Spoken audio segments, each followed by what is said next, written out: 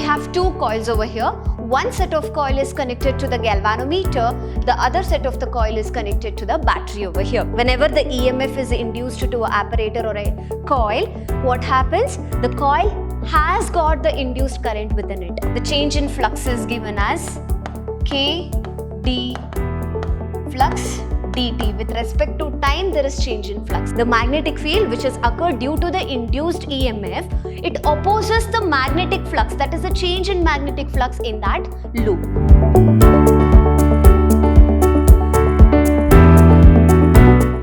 Hello everyone, I am Brinda, Faculty of Physics from Vidhyaashram PRE-UNVERSITY College, Mysuru, welcoming you all to session 1 of chapter 6, Electromagnetic Induction.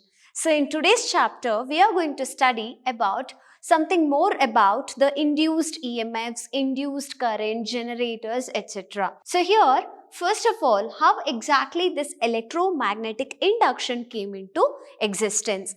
That is all due to the reverse effect what we had studied. That is, it is the uniqueness. We had studied electrical effect and magnetical effect. That is, the moving charges produce magnetic field. That means the current as well as the magnetic field coexists in nature. That is what we had studied. That is like charges is said to be moved, then there is existence of the magnetic field with respect to the current, it was shown. But there were certain conditions on the reverse effect also. So what is that reverse effect? It is nothing but the changing magnetic field also gives the electric current which is induced. This concept was studied under this chapter, which was given by Michael Faraday and Joseph Henry. So, in order to know that, the introductory part is nothing but the reverse effect was studied. That is, the magnetic field produces electric current. Okay. So, this was given by Joseph Henry and Michael Faraday.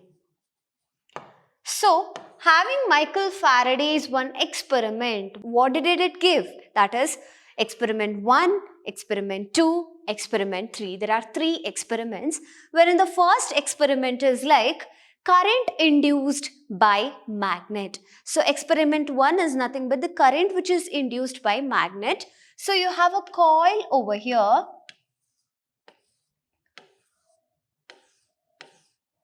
This is said to be a coil with n number of turns, and the coil is connected with the galvanometer, the one which shows the presence of a current. So, now the direction is given by this arrow mark, and there is a magnetic bar magnet. One is said to be North Pole, one is said to be South Pole. And now this bar magnet is allowed to enter near the coil and go back. That is, go away from the coil. So coming front and going back, it induces certain magnetic field. Okay. So the magnetic field lines are represented in this way, which enters this coil and it leaves this coil. This is how exactly the magnetic lines is being represented. So, whenever you take this bar magnet near to the coil and whenever you just take this bar magnet away from the coil, near and away, forward and backward, what happens? We can just see the magnetic field. Due to that magnetic field's effect, there is the flux which is inducing the current in this coil. So, there is induction of current. That is determined by with the help of this galvanometer. So, whenever there is presence of current, the galvanometer shows deflection at one side, and when the bar magnet is kept still, it shows zero deflection, that is no passage of the current over there.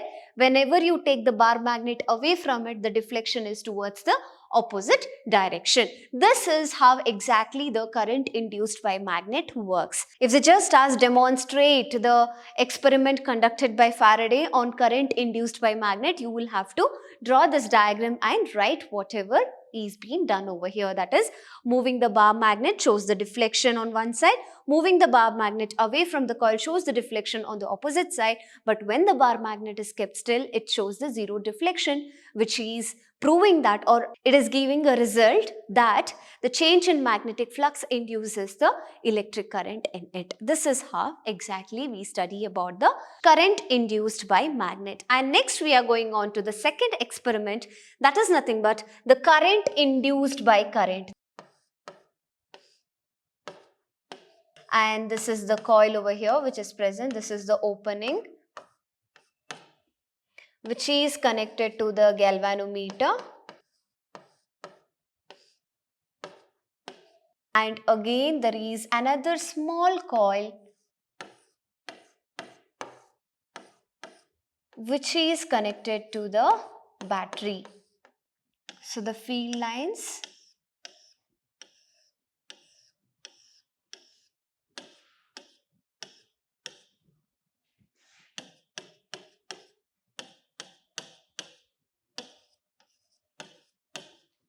okay. So now we have got a battery over here. This is coil C1 and this is coil C2. So we have two coils over here. One set of coil is connected to the galvanometer. The other set of the coil is connected to the battery over here. So there is a current which is generated due to the source which is present. That source is nothing but a battery. Due to that battery which is present, there is a generation of current in C2 coil. Okay.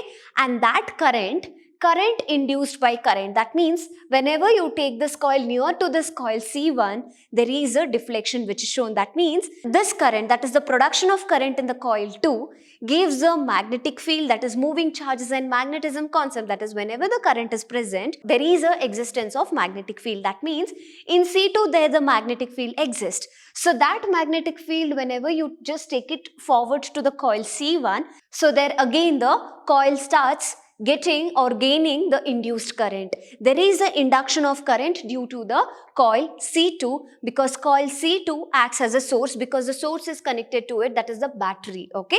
So the current in the coil C2 induces the current in the coil C1, which is shown by this galvanometer. Either it shows opposite direction deflection or the normal direction deflection, or whenever the movement is stationary, then they call it as, it shows zero deflection, which means to say that there is no production of any sort of induced current in C1. So that is all about your second experiment, wherein the demonstration of the third experiment, that is the current induced by current, yes, but it is a change in currents now. Okay.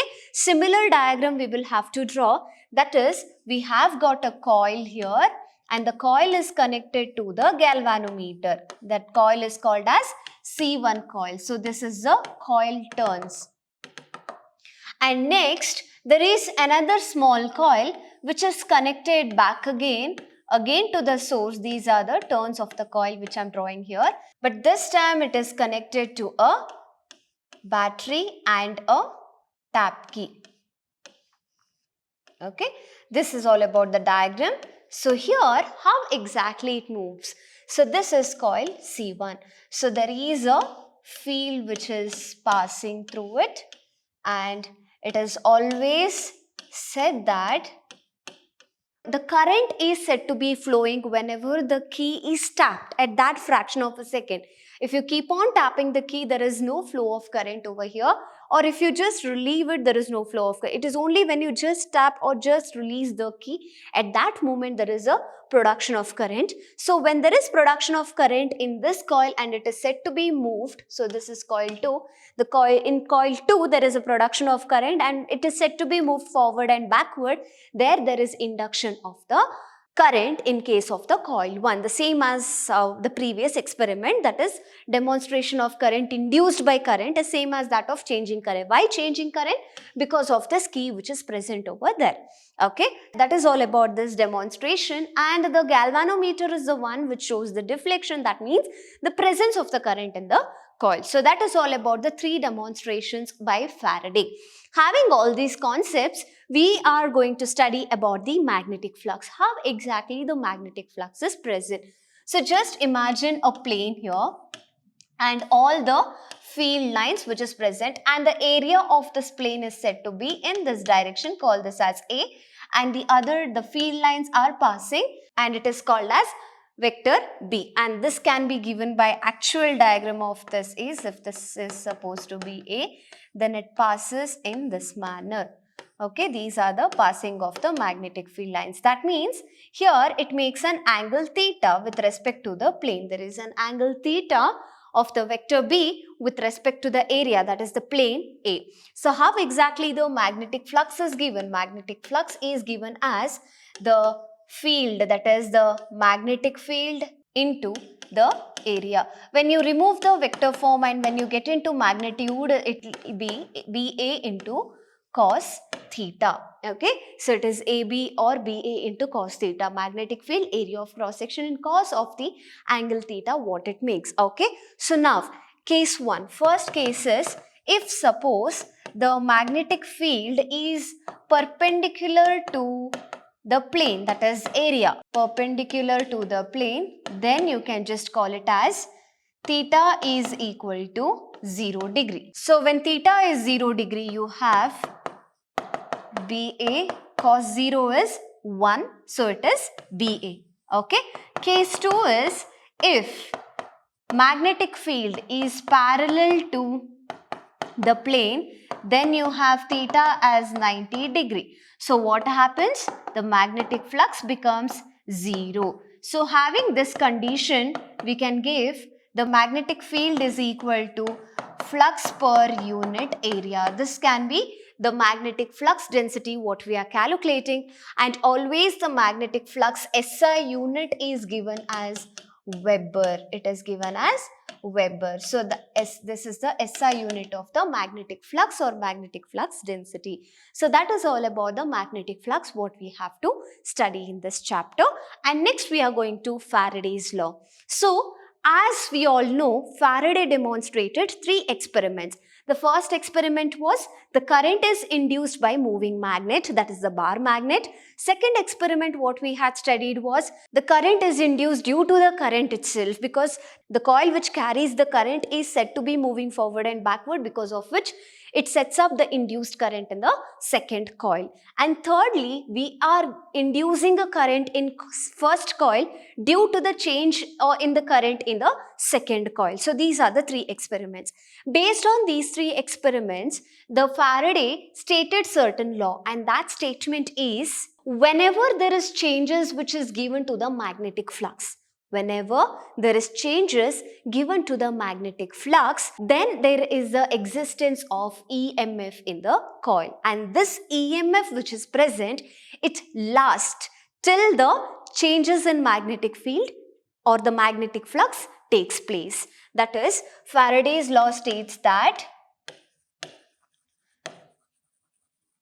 whenever there is change in magnetic flux,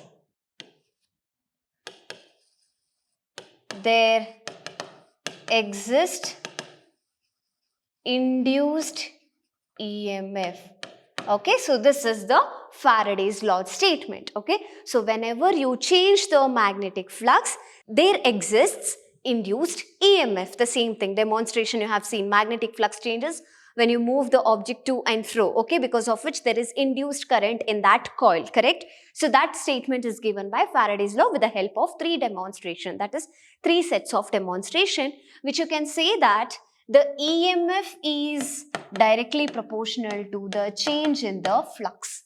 How exactly you can give the change in flux is nothing but EMF is equal to, the change in flux is given as K d flux dt. With respect to time, there is change in flux, correct? So EMF is given as this epsilon is equal to K into K and some term here divided by dt, and that some term is nothing but, we know that d phi is nothing but final flux to the initial flux. So we can write this as in this manner. So consider K as unit term.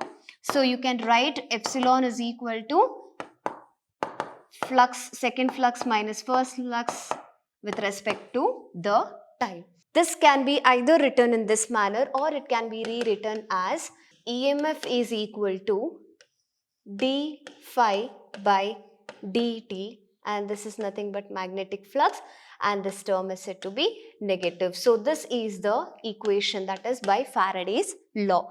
What does this equation says? Why exactly there is negative symbol? Negative symbol is always the one which shows the EMF acts always opposite to the direction of the current. So why this negative concept is there? Because it is always the induced EMF opposes the change in the magnetic flux. Induced EMF, it opposes the change in the magnetic flux. That is why you have got negative sign there. Okay. So that this concept can be much more studied in detail in case of the Lenz law, which will be taught in the next session. Okay. Much more things about the Lenz law. It is in the next session, wherein you will study why exactly the EMF opposes the change in magnetic flux concept will be studied there.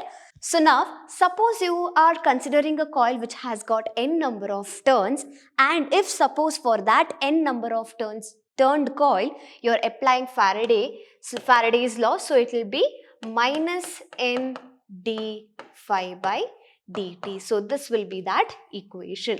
So this is all about Faraday's law. And next we are going to Lenz law. I told you we are studying about Lenz law. It is just the statement what we study here, but the much more applications or the significance of the Lenz law will be studied in the next class. So Lenz law in the sense, so it states that the induced EMF given by epsilon, the induced EMF, it produces induced current, okay, which in return produces a magnetic, that is whose magnetic field, that is induced current has got the presence of magnetic field now, whose magnetic field opposes the change in magnetic flux, okay, which is produced in the loop. Okay, so this is the concept of Lenz law. That means whenever there is induction or induced EMF is induced to a coil or a apparatus, there is a presence of current. Whenever the EMF is induced to an apparator or a coil, what happens? The coil has got the induced current within it, okay. Due to that current which is induced, there exists a magnetic field, and that magnetic field due to the induced EMF, the magnetic field which has occurred due to the induced EMF, it opposes the magnetic flux, that is a change in magnetic flux in that loop. So this opposition is given, wherein the same concept we had studied in the previous, that is the EMF is equal to negative of the change in flux. Why that negative sign? Because it opposes the change in the magnetic flux. That is why I had told we will study in the next concept. For that, there is certain demonstration, okay, and that demonstration of this Lenz law you will be studying it in the second session. In today's class, we have studied about the introductory part, magnetic flux, and 3 demonstration experiments, and then we have studied about the Faraday's law as well as Lenz law. Let us all meet in the next upcoming class with the upcoming session of the same chapter. Until then, have a good day. Thank you.